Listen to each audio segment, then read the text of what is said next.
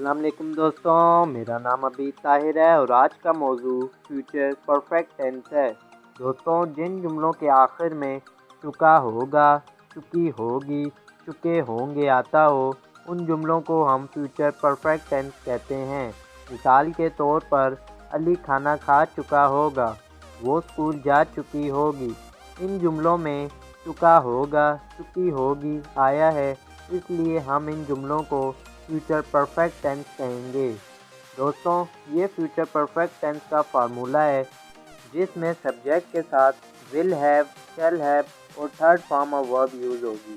Subject he, she, it, they, you single plural के बाद will have लगेगा और आई, वी के बाद शैल हैव लगेगा।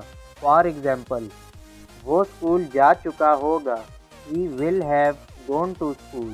तुम हॉकी खेल चुके होगे, you will have played hockey. मैं ख़त लिख चुका होऊंगा, I shall have written a letter.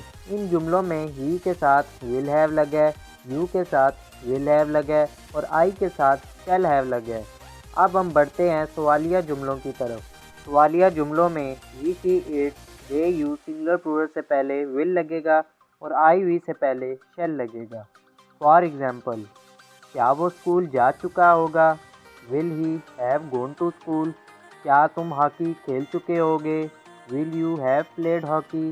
क्या मैं ख़त लिख चुका हूँगा, shall I have written a letter. इन जुमलों में ही से पहले विल लगा है, यू से पहले विल लगा है और आई से पहले विल लगा है।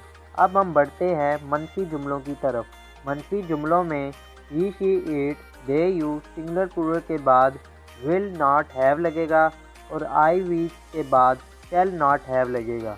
फॉर एग्जाम्पल, वो स्कूल नहीं जा चुका होगा, he will not have gone to school. तुम हॉकी नहीं खेल चुके होगे, you will not have played hockey. मैं ख़त नहीं लिख चुका होऊंगा, I shall not have written a letter. इन जुमलों में ही के बाद विल नॉट हैव लगा है, यू के बाद विल नॉट हैव लगा है और आई के बाद शैल नॉट हैव लगा है। दोस्तों, ये था फ्यूचर परफेक्ट टेंस। अगर वीडियो अच्छी लगी हो तो शेयर कीजिए। Thank you.